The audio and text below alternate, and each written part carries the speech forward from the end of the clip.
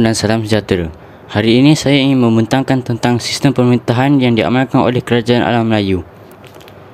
Sistem pemerintahan yang diamalkan oleh Kerajaan Alam Melayu yang masyhur ialah sistem beraja. Sistem beraja ini terbahagi kepada dua, iaitu pusat dan wilayah. Yang pertama ialah Kerajaan Funan. Raja-raja Funan menggunakan pelbagai gelaran, antaranya termasuklah Kurung Benam dan yang bermaksud Raja Gunung. Raja diraja yang melambangkan Raja Funan sebagai Raja Segala Raja, dan Cakrawati yang bermaksud pemerintah alam sejagat.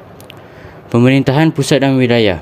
Raja Funan dibantu oleh golongan agama dan golongan tentera. Funan dibahagikan kepada 7 buah wilayah. Ketua wilayah ini terdiri daripada putera-putera raja. Mereka digelar sebagai raja kecil. Yang kedua ialah Kerajaan Champa. Raja-raja Champa menggunakan gelaran Raja Diraja. Raja-raja Champa diiktiraf sebagai pemerintahan yang mulia dan suci, serta dikaitkan dengan Dewa Siva. Pemerintahan pusat dan wilayah. Raja Champa dibantu oleh para pembesar yang bertanggungjawab menguntit cukai, menjaga keamanan dan mengukuhkan pertahanan. Pada peringkat wilayah, Champa dibahagikan kepada 5 wilayah, iaitu Indrapura, Amaravati, Vijaya, Kautara dan Panduranga. Yang ketiga ialah Kerajaan Sriwijaya. Raja-raja Sriwijaya mempunyai unsur kesaktian dan dianggap sebagai bodhisattva yang merujuk peranan raja sebagai Buddha di bumi. Raja Sriwijaya digelar sebagai raja di gunung dan maharaja di pulau.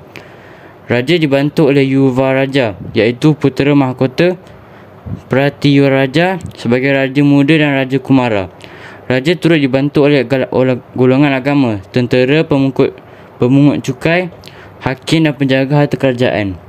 Pentadbiran wilayah terbagi kepada 2, iaitu kedaulatan yang ditadbir oleh datu berketurunan raja dan pendatuan yang ditadbir oleh datu bukan berketurunan raja. Yang keempat ialah Kerajaan Angkor. Raja-raja Angkor menggunakan gelaran Dewa Raja yang mengaitkan raja sebagai dewa. Kuasa kedua dan ketiga yang penting dalam sistem pemerintahan ialah Maisuri dan Raja Muda. Raja-raja Angkor dibantu oleh pembesar-pembesar yang bertanggungjawab dalam bidang keagamaan, kehakiman, keselamatan dan pendaharaan. Pada peringkat wilayah, Angkor dibahagikan kepada wilayah, daerah kecil dan kampung. Yang keempat ialah Kerajaan Kedah Tua. Kerajaan Kedah Tua banyak dibayangi oleh kerajaan besar di alam Melayu, terutamanya Kerajaan Sriwijaya. Namun begitu, Kerajaan Kedah Tua mempunyai bentuk pentadbiran yang mudah dengan adanya seorang ketua. Ketua ini mengurus hal perdagangan dan keagamaan. Apabila Kerajaan Kedah Tua menjadi sebahagian daripada Kerajaan Sriwijaya, corak pemerintahannya berubah. Kerajaan Kedah Tua menjadi sebahagian daripada Peraturan Kerajaan Sriwijaya. Yang keenam, Kerajaan Majapahit. Raja-raja Majapahit menggunakan gelaran Maharaja,